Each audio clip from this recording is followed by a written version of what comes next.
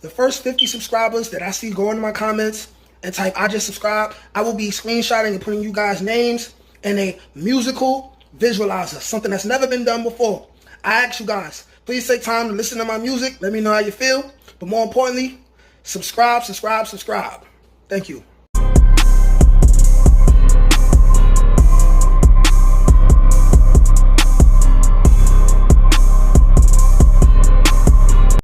What's up, y'all? It's your boy, Nate Almighty, aka the Global Dark Skin Ambassador, with another Rikers Island story for that ass. Now,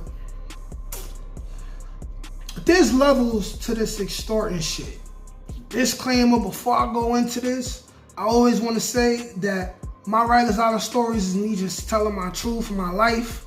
No cap, no lies involved. This is not to glorify jail. This is to tell stories for young people to see this and then avoid jail. Or if you happen to think you're gangster and go, you can at least know how to survive and know how to bid and leave jail without a permanent scar on your body and your face, especially like I did. Now, like I said, there's levels to this extortion shit. I would define it as there's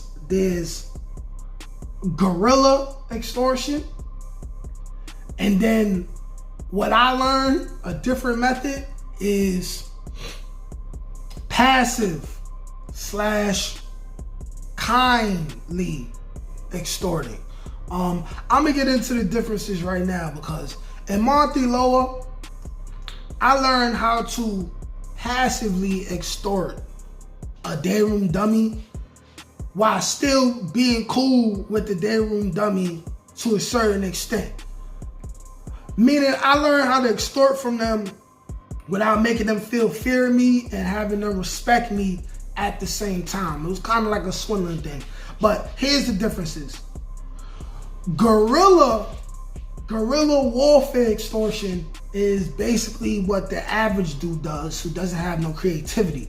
You know, the dudes that run the crib, the dudes that don't have no help on the outside, these are the dudes who, they're gonna yoke you up, they're gonna slap you up, they're gonna throw you against a wall.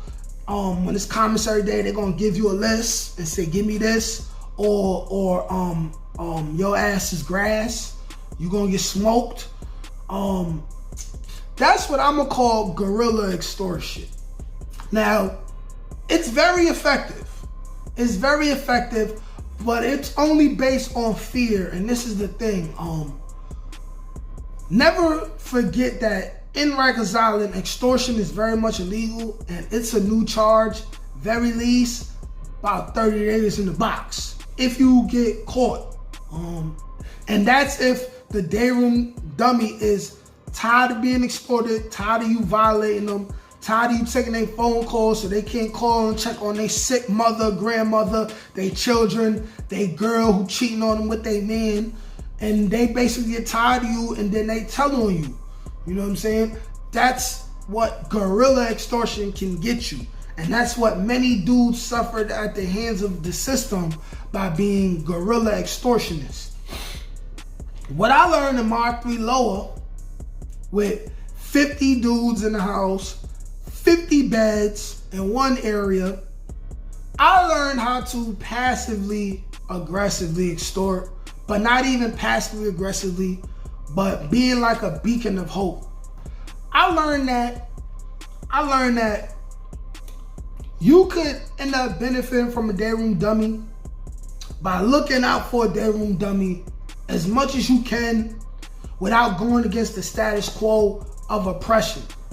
For instance, if you see a day room dummy who constantly has commissary money coming in, but he's incredibly soft, he's constantly getting smacked up by maybe somebody else who has respect in the house, one day in front of this day room dummy, you can simply do something as simple as he's about to get slapped up, and you talk to that guy in front of the day room dummy and be like, hey bro, he had enough today, man. Come on, bro. Or you could distract that bully from doing something to that day room dummy where he's about to do something, or he's asking a day room dummy for a phone call, not asking because they don't ask, they tell him. And you offer your own phone call to the same dude. You know what I'm saying? The day room dummy, knowing that you did not have to do this, but you did that for him, he will respect it. Or another instance, let's say a day room dummy does not have any money in his commissary at a given time, and he needs to make a phone call, or let's say he needs to write a letter or something, and you do something for him by you giving him a phone call to call his parents, his girlfriend, or you give him stamps, and you don't ask for anything in return. You don't ask for anything in return. I've learned that they will remember this. They will remember the kindness, the rare bit of kindness that you show them that they hardly ever see from somebody, and they will benefit you in the future. I watched my man do this first. And then what I started doing was, I just started being a little bit nicer to the day room dummies. It's only so much you can do to keep an oppressor off of day room dummies' back. But if you can occasionally stop a little bit of violence from happening to them, a little bit of torment from happening to them, if you could pull them to the side one day and have small talk conversation.